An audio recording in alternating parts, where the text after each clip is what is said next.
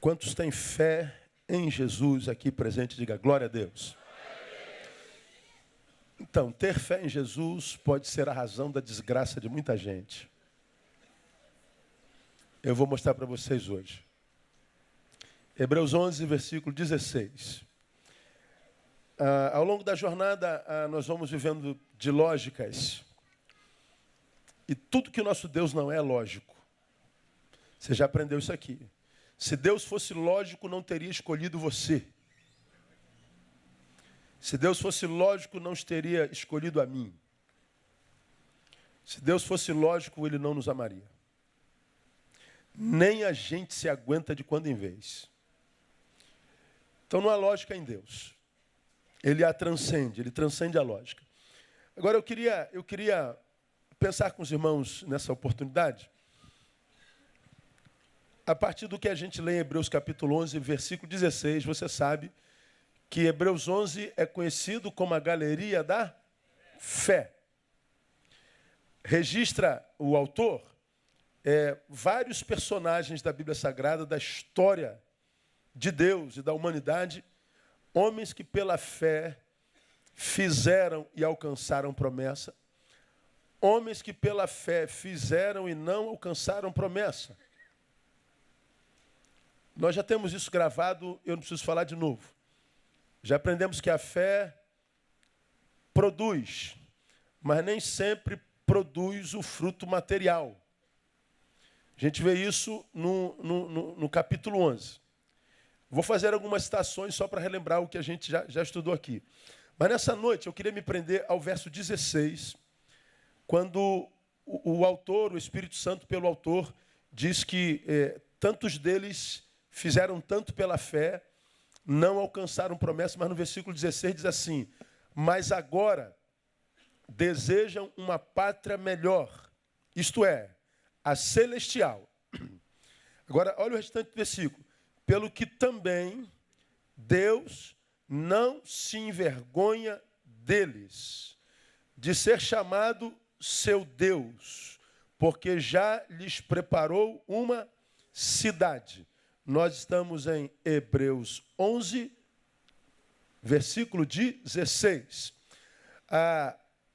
De quem que ele está falando? Mas agora desejam uma pátria melhor, a celestial, pelo que também Deus não se envergonha deles. Ele fala a respeito dos camaradas do versículo 13.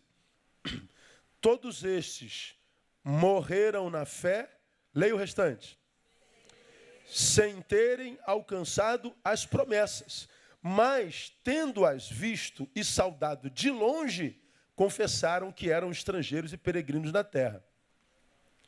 Ora, os que tais coisas dizem, mostram que estão buscando uma pátria.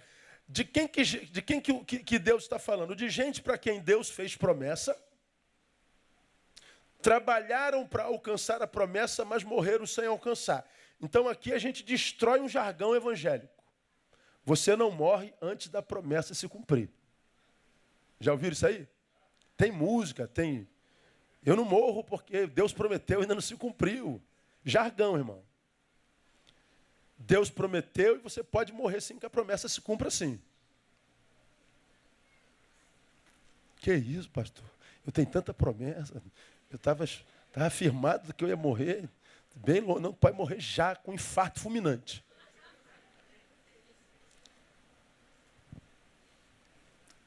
Os que têm fé, trabalharam e não alcançaram promessa, ou seja, são os que não estão preocupados com frutos. Eles querem caminhar na vontade de Deus. São aqueles que dizem assim: Deus, tu me prometestes uma cadeira. E por causa dessa cadeira eu me movimento. Existem esses. Existem aqueles para quem Deus prometeu uma cadeira. E ele diz assim: Deus, não me interessa a cadeira. Meu prazer é saber que tu falaste comigo, me fazendo uma promessa. Porque tu falas comigo, ou seja, temos intimidade, o resultado já não me interessa mais. É diferente ou não? Esses que não precisam mais de resultados, e que não tiveram mesmo, é que o Senhor fala assim, ó, eles não tiveram promessa. Ou seja, é possível que entre os homens eles possam ser chamados de derrotados. Mas eu não. Eu não me envergonho de ser chamado seu Deus. Porque eu não estou preocupado com resultados. Estou preocupado com os valores que habitam no teu coração. Bom, se existem filhos dos quais Deus não tem vergonha, então existem filhos dos quais o quê? Deus tem vergonha.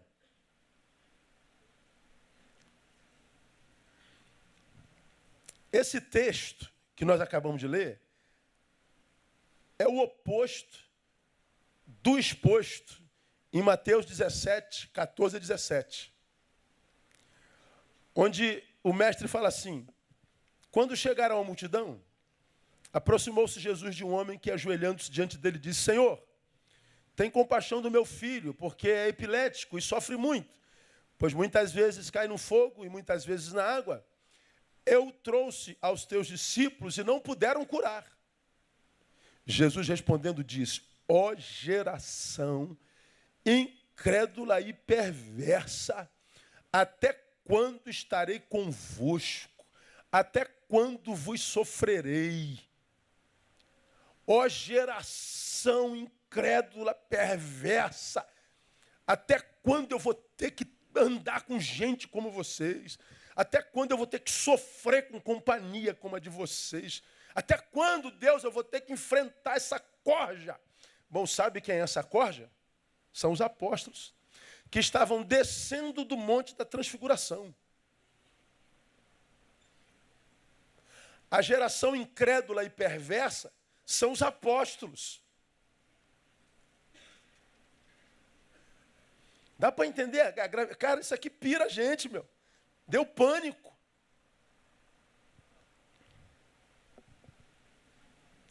Percebam que o orgulho e a vergonha de Deus, aqueles para quem ele diz, eu não me envergonho de ser chamado seu Deus.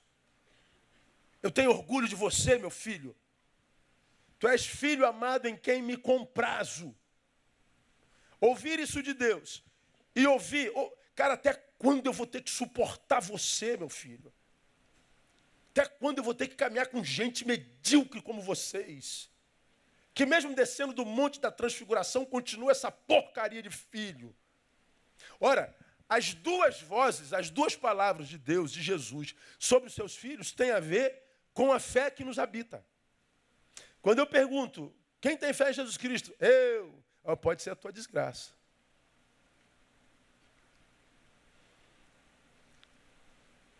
A fé pode produzir orgulho e a fé pode produzir vergonha em Deus. A vergonha de Deus para comigo e o orgulho que Deus tem de mim tem a ver não com a produção da minha vida, não com o resultado do meu esforço, mas tem a ver com a fé que habita meu ser. Tem a ver com a percepção e o discernimento que eu tenho da fé que foi gerada em mim pela palavra que eu ouvi. Tem a ver com fé. Hebreus 11, 6 diz que sem fé é impossível o quê? Agradar a Deus. Portanto, se dependendo da fé que eu tenho, Deus pode ter vergonha de mim, Deus pode ter asco de estar na minha presença, pode me ver como aquele morno de Apocalipse. O frio ele tolera, o gelado, o quente também, mas o mais ou menos, ele diz, eu vomito você. Você me dá ânsia de vômito, você me embrulha o estômago. A única forma de agradar a Deus é pela fé, mas é pela fé que nós o desagradamos. Ora, se sem fé é impossível agradar a Deus, qualquer um que queira agradar a Deus, sobretudo, deve trabalhar sua fé. É o que esse texto nos ensina. Agora vamos lembrar o que a gente já sabe. Como é que a fé é gerada em nós? Me digam. A fé vem pelo ouvir. Pelo ouvir o quê? A palavra. A fé que é dom de Deus, que é obra do Espírito Santo em nós, ela entra pela orelha. Ela entra pelo ouvido. Ela entra pelo ouvido que ouve a palavra. Agora eu pergunto, é toda a igreja evangélica que se prega a verdadeira palavra? Sim ou não?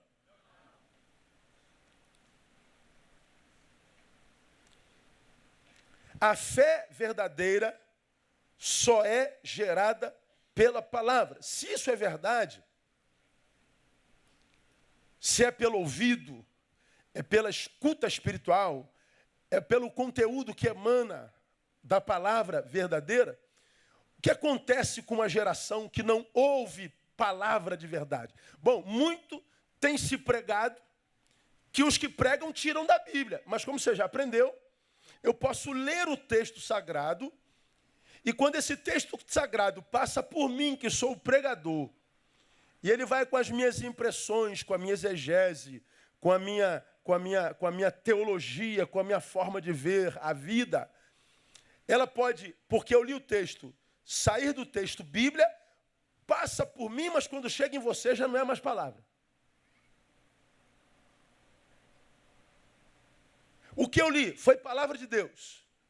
Mas o que você ouviu nada tem a ver com palavra. Por quê? Passou pelo homem. Então, mais importante do que o homem prega é o que você ouve. Por isso que a Bíblia diz que a fé vem pelo ouvir. Ora, se a fé vem pelo ouvir, o que você acha que, sobretudo, a verdadeira santidade produz no crente? Aguça a sua audição espiritual. Lhe dá discernimento para discernir o que é palavra, o que não é palavra. Mesmo que ambas, palavra e não palavra, tenham saído da Bíblia Sagrada. E por que é importante definir isso? Porque disso nasce em mim um eu que Deus verá. E dependendo do que Deus vê, ele me vomita ou ele me aplaude. Tu és meu filho amado. Eu não tenho vergonha de ser chamado teu Deus. Quando você ouve isso de Deus, você pode dar um chorinho, que o Senhor se manifesta e te abençoa. É como quem tem filho pequeno aqui. Ó. Você está dormindo aqui, a criança está lá no quarto. Na minha época não tinha, mas hoje tem um negocinho que você põe lá do lado dele, né? Tipo um microfone, que é um tipo um microfone que você bota lá no teu quarto. Como é o nome daquilo? Babalha, ó, que bênção, meu irmão. Você está dormindo lá e o bebê lá. Aí tem lá um microfonezinho e a caixa de alto-falante aqui. O moleque dá um... O que a mãe faz? Sai voado igual... Rola a escada. Ah, minha filha está chorando. Pois é, quando Deus não tem vergonha de nós, ele põe uma babá espiritual do nosso lado. Quando você dá um berrozinho, você ouve o que Isaías ouviu. Eis-me aqui, filho meu. Você está entendendo o que eu estou te falando? Depende da fé que nós temos. Por que tantos de nós frustrados estamos com Deus? Porque a gente fala e Deus nada. Você já aprendeu primeiro porque Deus sabe que se falar contigo você não vai ouvir. Ele não joga a conversa fora. Fala comigo, Deus, você não ouve, meu filho. Você não tem escuta espiritual. Quando você me diz, fala comigo, Deus, você não está pedindo para ouvir minha voz. Você está pedindo que autentique o que você já decidiu na vida. Quando você pede para eu falar, na verdade, você quer que eu afirme que o que você já decidiu é minha vontade. Porque se eu falar que não é nada disso, você não está disposto a renunciar. Eu não falo. Aí está essa geração de gente frustrada com Deus. Como você me ouve pregar aqui todo domingo, eu não sei como é que alguém pode se frustrar com Deus perfeito. Como se o cara é perfeito? Bom, a frustração é com aquele Deus que nós criamos, não foi Deus que criou a gente, nós criamos esse Deus, um Deus que é igual a lâmpada de Aladim, que a gente esfrega e aparece um gênio e faz 3 vontades nossas. Esse Deus só existe na cabeça do filho de quem Deus tem vergonha. Orgulho de Deus a nosso respeito, vergonha de Deus a nosso respeito, tem a ver com a fé que nós professamos. E a fé que nós professamos tem a ver com o que nós ouvimos a partir da palavra. Agora, vamos imaginar que nós fazemos parte de uma geração, para mim não é imaginação, é verdade, Nós somos uma geração que perdeu a escuta espiritual. Meus colegas de humanas aqui, profissionais da área humana, sabem que tem pessoas que não adianta trazer para a terapia, porque ele não tem escuta terapêutica. E você tem que falar com o familiar dele, não tem como ajudar o seu marido, sua esposa, ele não tem escuta. Próximo paciente, esse tem escuta, dá para curar. Ora, tem gente que não tem escuta espiritual. Ora, se essa geração é uma geração que não ouve, a consequência de uma geração que perdeu a escuta espiritual é a não fé. É a ausência da fé verdadeira. Ele tem uma coisa que ele imagina ser fé, que nada tem a ver com fé, que vai fazê-lo produzir religiosamente, eclesiologicamente, fanaticamente. E ele vai ter a sensação que é de Deus, porque a produção dele agora é eclesiológica. Mas a despeito dessa produção toda, vive enfiado na igreja, tudo que é campanha, monte, vale, ele já passou de tudo. Ele não consegue ver rios de água viva fluindo do peito dele. Ele vive enfiado na igreja, mas quando chega em casa, os filhos não veem Deus nele. É um pai ausente, um marido seco, uma mulher insubmissa. É uma casa gelada de afetos. Os colegas de trabalho não reconhecem graça de Deus nele porque ele é um mala, insuportável. Ele não tem vida. E não adianta falar isso para ele porque ele não ouve. Porque ele acha que é um bom crente porque vive enfiado na igreja, mesmo que abandonando a família. Não há mais escuta no religioso. E aí, o que acontece? Ele está trabalhando para Deus e Deus não o conhece. A vergonha de Deus vem pela fé que nós abraçamos. Ambos os textos, Deus não se envergonha, e até quando vos sofrereis, é uma palavra de Deus com a comunidade da fé. É uma palavra de Deus com o seu povo. Ele não está falando com estranho, ele não está falando com incrédulo, ele não está falando com ateu, ele não está falando com pedaços de carne que andam, ele está falando com a comunidade da fé.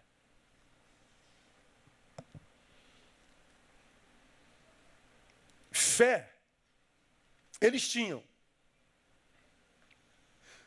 O que eles não tinham era uma fé que agradava a Deus. Sem fé, a verdadeira, é impossível agradar a Deus. Qual é a fé que não agrada a Deus, que mesmo, portanto, então, possuindo-a, faz com que Deus tenha vergonha de nós? Essa fé tem duas marcas. Duas marcas, que coisa linda. Duas marcas. A primeira delas é egoísta. É a fé egoísta. Pastor, como é que uma fé pode ser egoísta? É quando ela é tendenciosa. Quando ela tende para um lado. Ou seja, para qual lado que o sujeito que diz tem fé, a fé dele tende?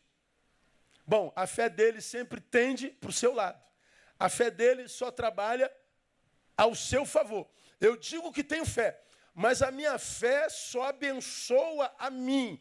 O único beneficiado pela minha fé sou eu. Se a minha fé tem beneficiário, o beneficiário dela sou eu. Ela não serve para absolutamente mais ninguém. A minha fé não leva a Deus a mais ninguém. A minha fé não une ninguém a nada. A minha fé não une lugar nenhum a algum lugar. A minha fé é fé, mas é fé só em mim. É uma fé ilhada, uma fé parasita. Ela é egoísta.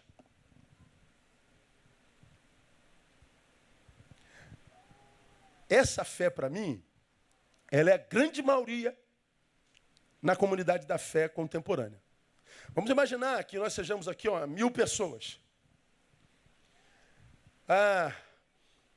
Vamos imaginar que nós 1000 tenhamos fé.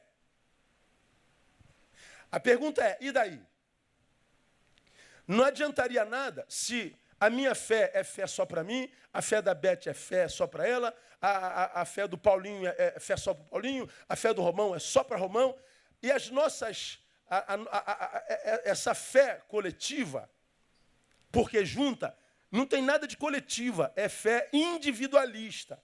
Porque a minha fé não consegue se unir à do Romão, que não consegue se unir a do Paulinho, que não consegue se unir a da Beth, que não consegue se unir a do Neil. Então nós estamos no mesmo corpo, na mesma congregação, mas completamente separados. Porque nós estamos, embora juntos geograficamente, espiritualmente separados, porque a nossa fé não é ponte para lugar nenhum. Estamos em comunhão, não. Estamos juntos, mas não em comunhão.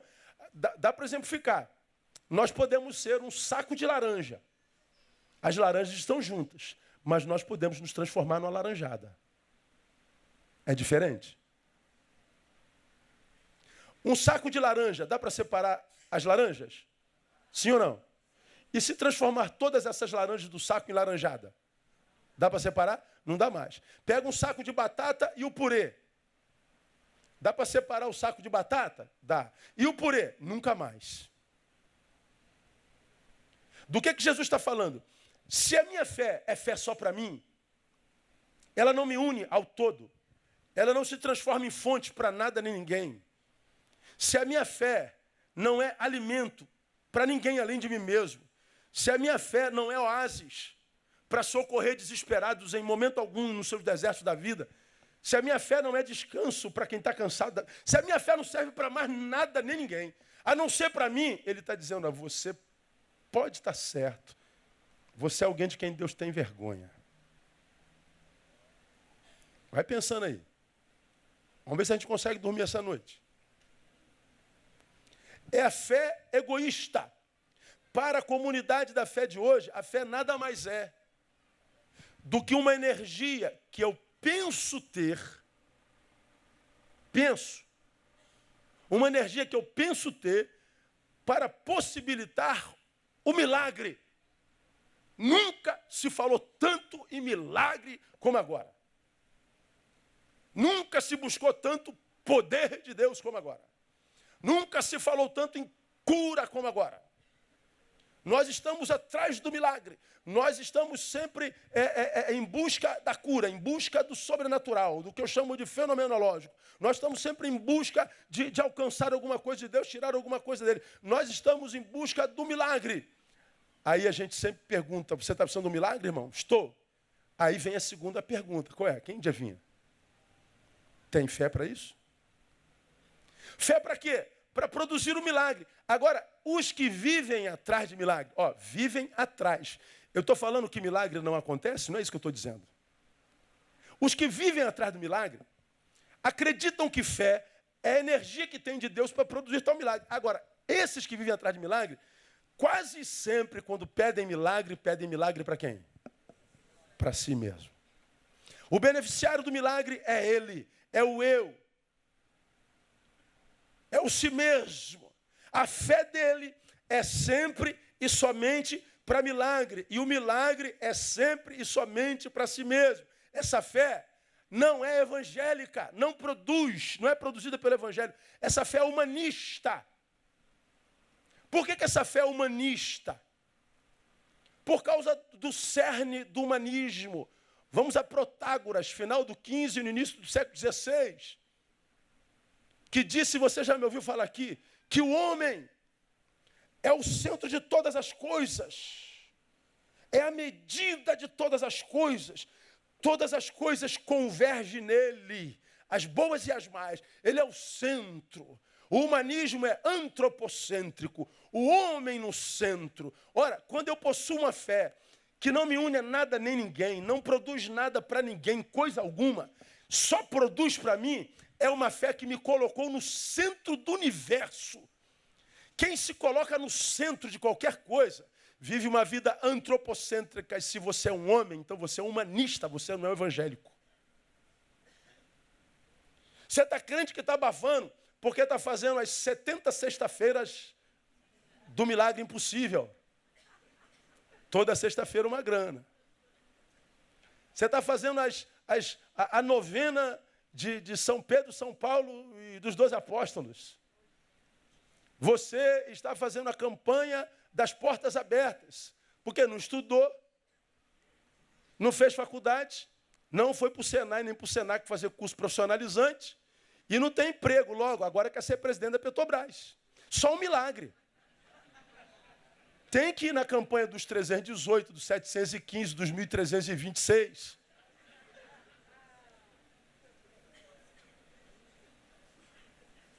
E ó, lotado. Lotado. Por quê? Porque o sujeito está sendo enganado. Como quem diz, você tem fé para isso, irmão? Você tem fé que não estudou, não fez curso profissionalizante, e que o teu Deus seja capaz de te botar na presidência da Petrobras? Eu creio, pastor, eu creio, pastor, eu creio. Vende a tua geladeira e dá para a igreja. Deus vai honrar a tua fé.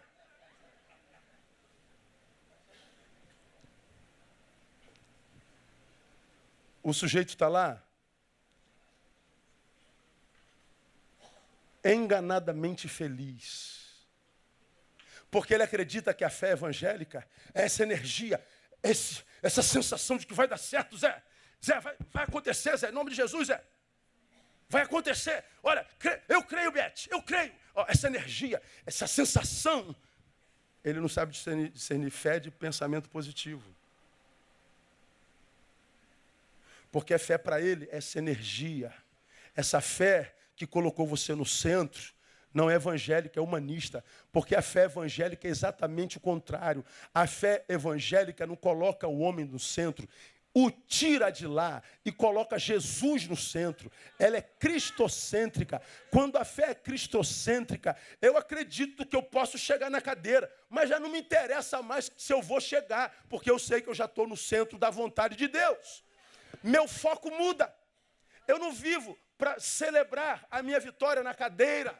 Eu vivo para celebrar o fato de conseguir fazer a vontade de Deus. Mas não adianta que o sujeito não entende isso. Ele não consegue viver sem cadeira. Ele não consegue celebrar a vida sentado no chão. Ou naquele sofazinho velho que te serviu por tantos anos. A fé dele é egoísta. A fé dele é parasita. A fé evangélica não coloca o homem no centro. Quem coloca o homem no centro é o humanismo, no qual os interesses desse homem tornam-se o ponto central e a razão da sua própria existência. Nesse sentido, eu uso o humanismo para contrapor ao teísmo. Teísta é o que acredita que Deus existe, que Deus se preocupa conosco, e porque nós temos fé nele, nós o colocamos no centro da nossa vida, e a nossa vida agora é vida para fazer a vontade dele, e não é fé para que ele faça a nossa vontade. Muita gente no Brasil enganada, frustrada com Deus, decepcionada com Deus, não só os que estão fora da igreja e o abandonaram, mas gente que está sentado na igreja que não tem nem coragem de falar da sua frustração com Deus. Por quê, pastor? Se eu faço tudo certinho. Faz tudo certinho. Mas a fé que professa não é produzida pela palavra. É produzido por uma necessidade própria. É produzida por um desejo próprio. É produzido não por causa dele, mas por causa de si. A fé que não coloca Deus no centro não é fé que vem como dom de Deus. É produto do coração humano. É produto de uma necessidade do mesmo. É nessa perspectiva que João, ao perceberem que o estavam confundindo com Jesus de Nazaré, declara assim, ó, importa que ele cresça e que eu diminua. Porque ele aparece pregando, todo mundo pensa que ele é Jesus, fala, não, eu não sou o Messias. Ele encaminha para Jesus, Jesus então diz, veja, diga que você viu, que você presenciou, que você testemunhou. Aí João diz, não, é maior do que eu. É ele que tem que crescer, não sou eu. Não faço essa visão cristificada de mim, porque isso é um equívoco. Eu sou muito menos do que isso. Eu não sou digno de desatar-lhe as alparcas do pé. Ele cresce, ele é o centro. Eu não apareço, eu tenho que sumir. Ele diz, é necessário que ele cresça. Por quê? Porque o primeiro fruto da fé evangélica é o produzir o desaparecimento do homem para a ressurreição de Cristo, para que a ressurreição de Cristo seja operada nesse homem. Quando é que a ressurreição de Cristo é operada em mim? Quando eu desapareço, quando eu morro.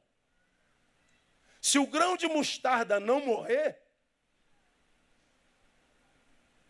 ele não nasce, ele não renasce. Quantos de nós acreditamos ter fé, mas nunca morremos em Cristo? Nunca sepultamos nossos pecados? Nunca nascemos de novo? E está aí, ó, na religião, sendo enganado, empobrecendo, acabando com a família, enfiado na igreja de segunda a segunda, de manhã até a noite. Não tem tempo para beijar a mulher, para passear com o filho. Não tem tempo para consertar a casa.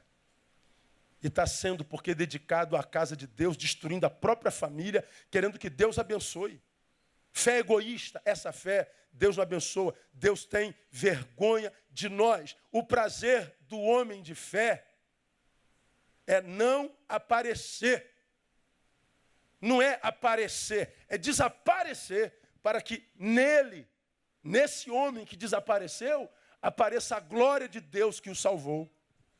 É como aquela música, né? Eu não preciso ser reconhecido por ninguém.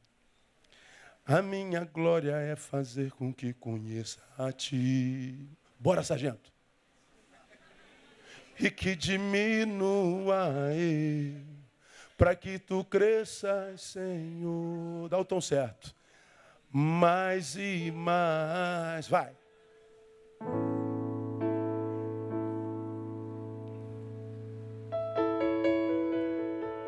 Ele introduziu de novo.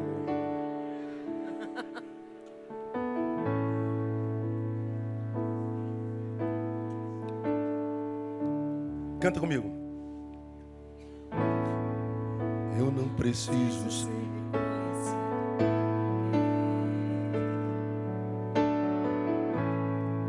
a minha glória embaixo. Fazer com que conheçam. Te botaram uma furada, hein? Botaram.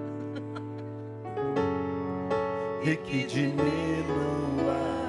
Foi o Kleber, foi o Kleber. Para que tu cresças, Senhor, mais e mais. Como serafim? E como serafins que cobrem o rosto ante a ti. Escondo o rosto para que vejam tua glória em mim. Isso é Apocalipse. E que diminua. Para quê? Para que tu cresças, Senhor. Quanto? Mais e mais. No santo dos santos, a fumaça sumir. Só teus olhos me veem. Debaixo das asas. De tuas asas. Ai, meu abrigo. É o meu abrigo. Lugar secreto. Meu lugar secreto. Só tua graça me basta. Tua presença. Tua presença é o meu prazer. Quem viveu isso de verdade, a cadeira não interessa mais. A tua presença é meu prazer. Deus me prometeu uma cadeira, eu vou em direção à cadeira. Nem me interessa, eu vou chegar lá. Porque Deus está na minha presença, é o que me basta. Vai se cumprir o que você já ouviu, que felicidade não é o lugar onde se chega, é o jeito como se vai. Se eu estou indo com Deus, não me interessa mais o destino. Se quem eu estou seguindo é Jesus, não interessa onde é que isso vai dar. Por que nós ficamos tão desesperados com o futuro, com amanhã, com o resultado? Porque não está seguindo Jesus. Você está seguindo uma promessa. Você é egoísta, você é materialista, você é humanista, disfarçado de gospel.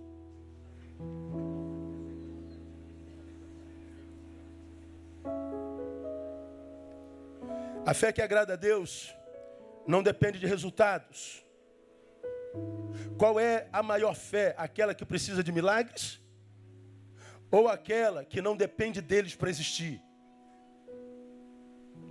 Quem tem fé em Jesus de fato, tem fé para realizar milagres, mas não precisa de milagres para continuar tendo fé.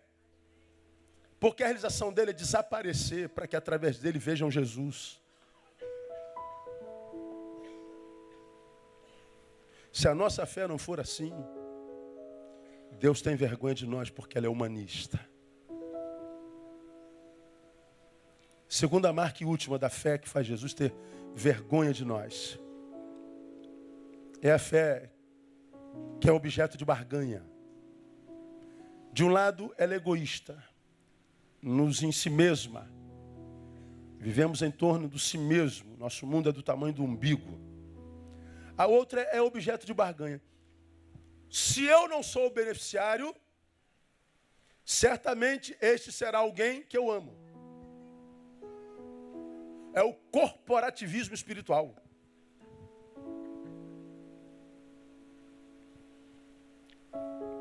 Qual é a moeda de troca? A fé. Não oramos pelo Josué? Vamos imaginar que Josué seja meu filho. Deus, eu creio que o Josué vai ficar curado, vai ficar curado, vai ficar curado. Por que você crê nele? Por causa da fé que eu tenho. A moeda que eu tenho para te ofertar é a minha fé. Cura Josué. A minha fé é a moeda de barganha. O enredo é: eu possuo fé o bastante para adquirir o que eu ou meu amado precisa. Eu possuo fé para isso? Essa é a pergunta que a gente faz. E é aqui que o pastor inescrupuloso pega a ovelha tola. Qual milagre você precisa? Precisa de uma casa própria. Tem fé para sacrificar?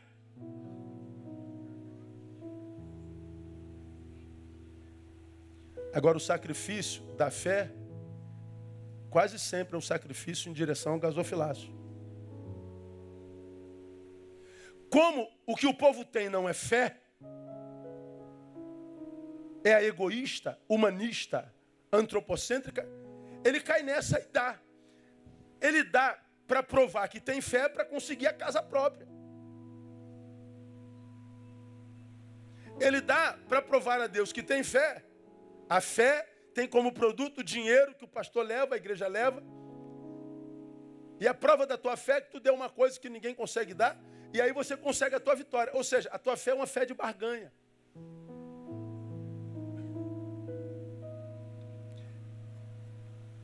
Eu não vou estar lá, imagino, mas eu queria estar no céu no dia do juízo para ver como é que Deus vai julgar esses pastores, cara. Que usam o nome dele para explorar o povo. Deus me deu uma unção nesta oportunidade e Ele vai compartilhar com vocês nessa noite. Quantos querem essa unção?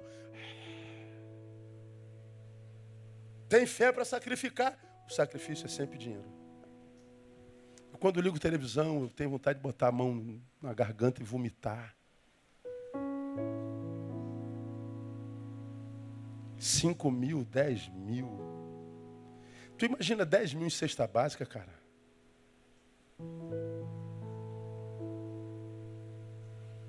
Tu imagina 10 mil construindo barraco aí para quem está morando debaixo da madeira e zinco?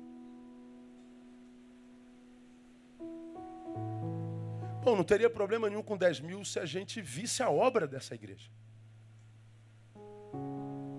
A aplicação disso. Mas por que o povo dá? Porque não tem fé. O povo está sendo mantido na ignorância. Eu queria estar no juízo para ver o juízo dessa gente.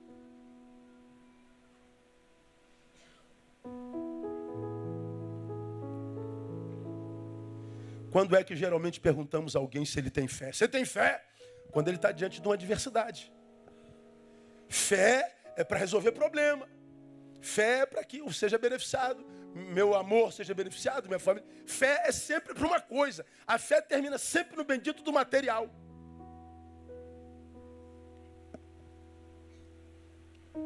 E a demonstração dessa fé é sempre por sacrifício.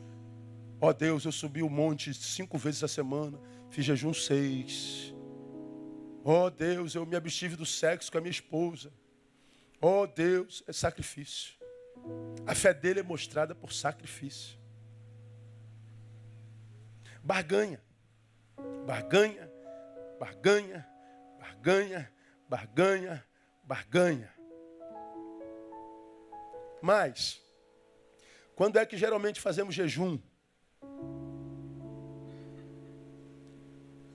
Ó, vou fazer uma semana de jejum. Por que você vai jejuar essa semana? Está querendo uma coisa muito difícil. Barganha. Estou falando que jejuar é errado? Não. Estou falando que a gente jejua pela razão errada. E aí está aí essa geração frustrada com Deus, mas vendendo imagem de santarrão. Tá? Só vitória, só vitória, só mentira, só mentira. Você quer saber se um sujeito é vitorioso? Olha para a cara da esposa dele quando ele está pregando, por exemplo. Olha para a cara do filho dele quando ele está dando testemunho. Aí todo mundo olhou para você, viu, amor?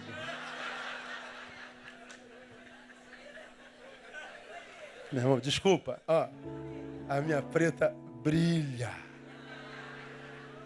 Leva a mão, não. Quando eu conheci, pô, magra, sem dente, quase careca.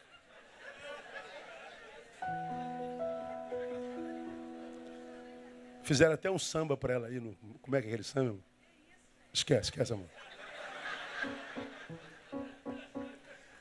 Aí nós vemos os santarraços. No púlpito, no coletivo.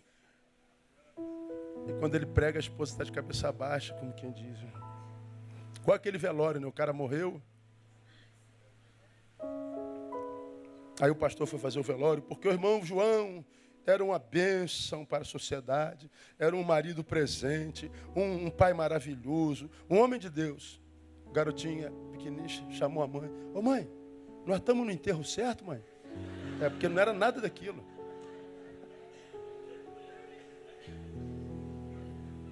É como disse alguém, né? É a marca do hipócrita. O hipócrita é aquele que é santo em todo lugar, menos em casa.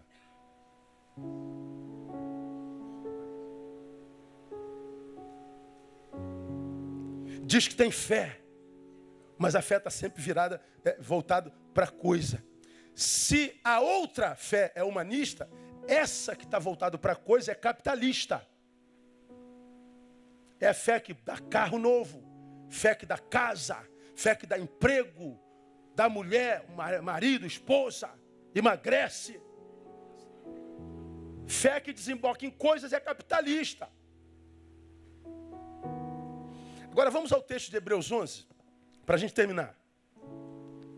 Vamos ver o que a fé produziu. Vamos passar assim, ó, batido, por causa do tempo. No capítulo 2, no capítulo 11, versículo 2. Pela fé, Abel ofereceu 2. Porque por ela, antigos alcançaram bom testemunhos. Por ela quem? Pela fé. O que a fé gerou no sujeito? Gerou uma vida que, quando analisada pelos outros, era aprovada. Por causa da ética, da moral, da decência, da solidariedade, da bondade, da simpatia, da humanidade. Gerou bom testemunho. No versículo 4 fala de Abel, que ofereceu melhor oferta do que Caim. Aí eu já vi o pastor falar assim, veja irmãos, hoje nós estamos na campanha de Abel. Você tem que oferecer uma oferta grande como a de Abel, porque a de Caim foi reprovada. Não, irmão. Abel ofereceu excelência, Caim não. E excelência em Abel não foi oferta, foi alegria de ter ofertado. E foi excelência não só pela alegria de ter ofertado ao Senhor, mas pela intenção da oferta. Ele não estava esperando nada. Caim já tinha inveja de Abel, e quando ele oferta, ele quer parecer como Abel, para que Deus dê a ele o mesmo que Abel tinha. Era barganha, era interesseira. A igreja evangélica oferta como Caim.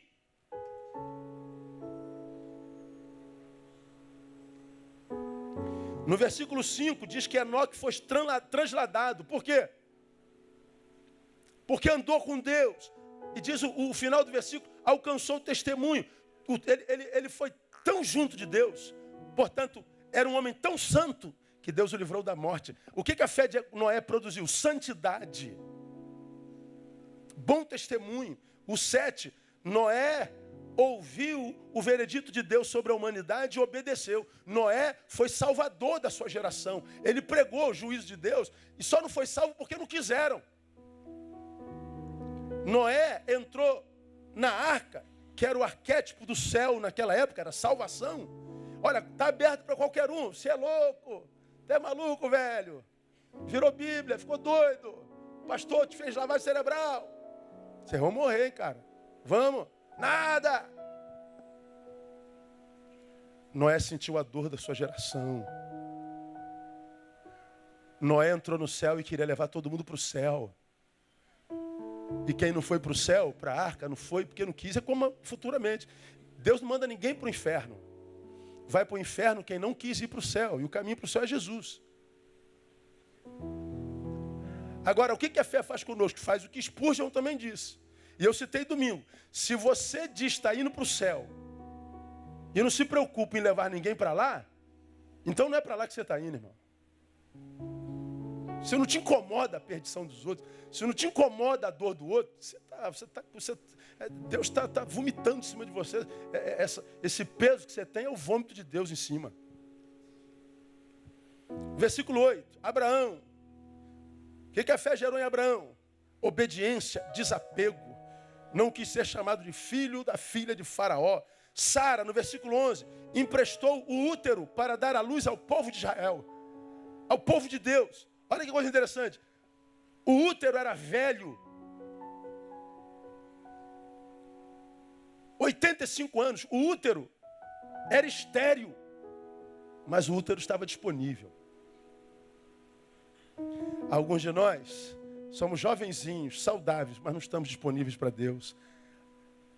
A gente trata Deus como mendigo, como eu já falei, dá o resto do tempo, o resto das forças, o resto do dinheiro, o resto do talento. Se sobrar alguma coisa, a gente dá para Deus, seu mendigo. 13. Desapego material. Desejam a Deus mais do que suas bênçãos. 17. Abraão demonstra que ainda ama mais ao abençoador do que a bênção. Mesmo que a bênção seja um filho que foi produzido aos 100 anos de idade. Sacrifica teu filho. Eu sacrifico. Imagina um velho concebendo um filho aos 100 anos de idade. Você está louco, irmão. Se tu teve um filho com 20 anos, já ficou bobo. Imagina um velho com 100 com a velha de 85 estéril. Aos 11 anos, Deus manda sacrificar. Ele vai para sacrificar, não fala nada. Por quê? Deus, eu amo Isaac demais, mas eu continuo amando o Senhor mais ainda. O que o Senhor mandar entregar, eu entrego. Isso é fé. E olha o 32 para baixo. Que mais direi? Pois me faltará o tempo, se eu contar de Gideão, de Baraque, Sansão, Jefté, Davi, Samuel, dos profetas. Os quais, olha só, por meio da fé, venceram reinos, praticaram justiça, alcançaram promessas, fecharam a boca dos leões, apagaram a força do fogo, escaparam ao fio da espada, da fraqueza tiraram força, tornaram-se poderosos na guerra, puseram em fuga exércitos estrangeiros, as mulheres conceberam pela ressurreição, receberam pela ressurreição seus mortos, uns foram torturados, não aceitando o livramento para alcançarem uma melhor ressurreição, outros experimentaram escárnios, açoites, cadeias, prisões, foram apedrejados, tentados, cerrados ao meio, morreram ao fio da espada, andaram vestidos de peles de ovelhas, de cabras, necessitados, aflitos, maltratados, dos quais o mundo não era digno, errante pelos desertos e montes, pelas covas e cavernas da terra. Todos estes, embora tendo recebido bom testemunho pela fé, contudo, não alcançaram promessa. Pela fé foi cerrado ao meio. Pela fé foi comido de leão. Viveu em caverna, em fuga. Como vimos, a fé tem a ver com a formação da imagem de Cristo em nós. Tem a ver com caráter. Tem a ver com mudança de mente. Ninguém enriqueceu pela fé.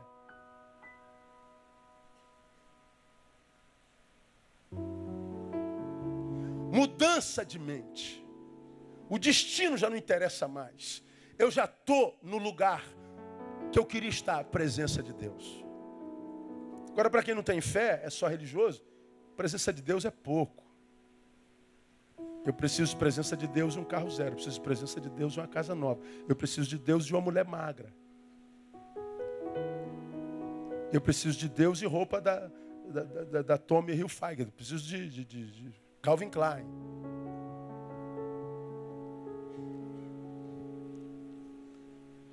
Mudança de mente. Pelo que se alguém está em Cristo, nova criatura é. As coisas velhas passam. Tudo se falando. A velha brigava pela cadeira, pela coisa. E a nova? Não, por estar na presença de Deus. Ora, este é o pacto que farei com a casa de Israel. Depois daqueles dias, diz o Senhor, imprimirei as minhas leis no seu entendimento, na sua mente, e em seu coração escreverei. Eu serei o seu Deus, eles serão meu povo. Isso é o desejo de quem tem fé. Hebreus 8:10. Não vos conformeis a este mundo, mas transformai-vos pela renovação da vossa mente. Mente. A fé muda a forma de ver a vida. Já o falso cristão, à luz da palavra, é o que tem a mente contaminada. Ou seja, a fé mudou a religião, mudou a roupa, gerou inveja em todo mundo, mas ele continua o mesmo. Aí nós lemos isso em Tito 1,15. Tudo é puro para os que são puros, mas para os corrompidos e incrédulos nada é puro. Antes a sua mente, como a sua consciência, estão contaminadas. Mudou tudo, menos a mente. Mudou tudo, menos o marido que é, a esposa que é, o filho que é, o ser humano que é. Ele é um holograma, ele é uma mentira existencial. Fé que é capitalista, fé que é barganha, fé que é humanista, faz com que Deus tenha vergonha de nós. A minha oração, Igreja Batista Betânia, é que o mundo nos odeie, que a Igreja Evangélica Brasileira nos odeie. Mas que o nosso Deus olhe para nós e diga para nós: não tenho vergonha de ser chamado vosso Deus. Por causa da mentalidade com a qual a gente trata o ser humano e pelo interesse sincero de abençoá-lo. E quando a gente tem essa fé, vale no quê? Termino citando uma frase de Blaise Pascal. Não sei se o painel recebeu o meu e-mail. Recebeu o painel? Olha o que Pascal diz.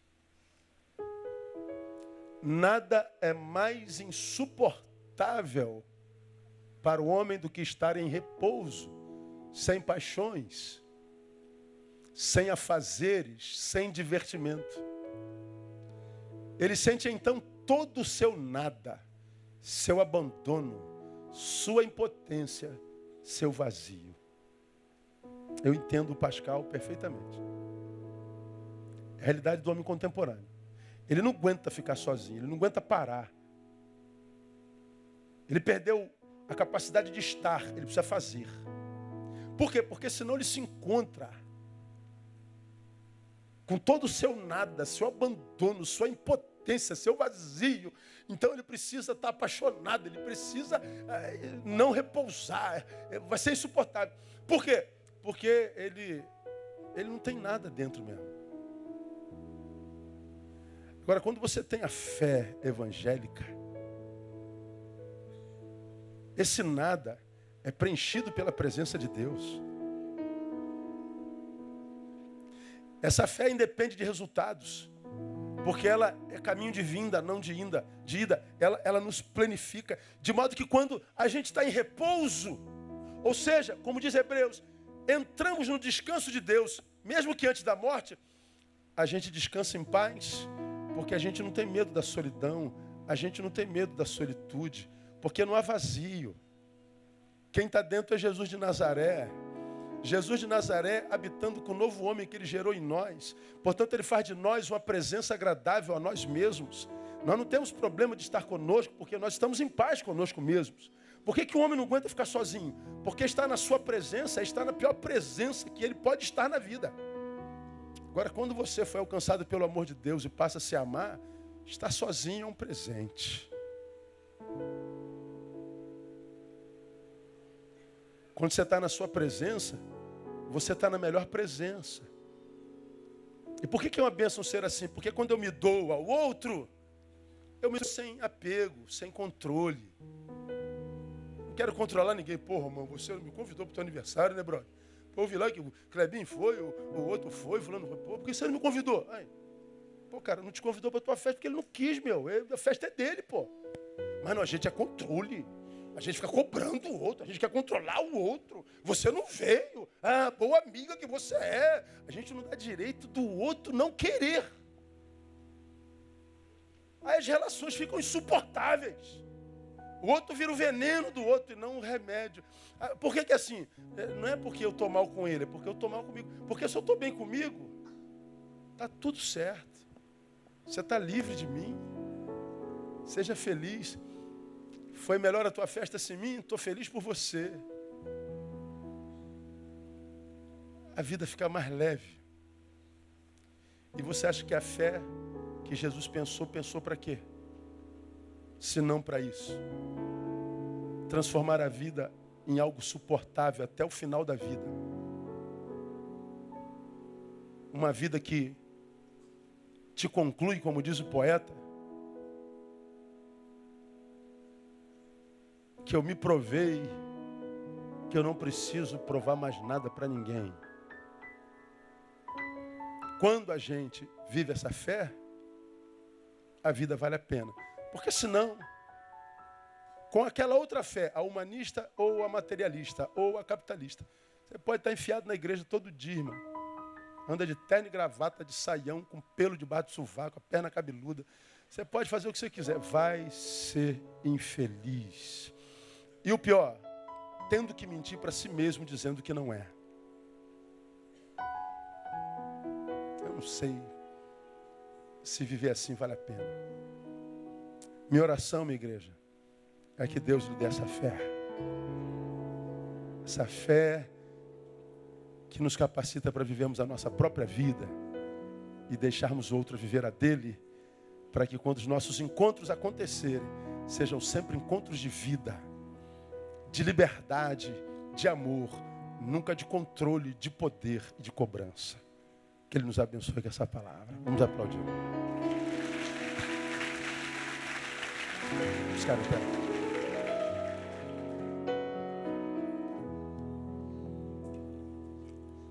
eu sempre passo do horário, mas com consciência de que valeu a pena. Então durma em paz. Vamos orar. Deus, muito obrigado.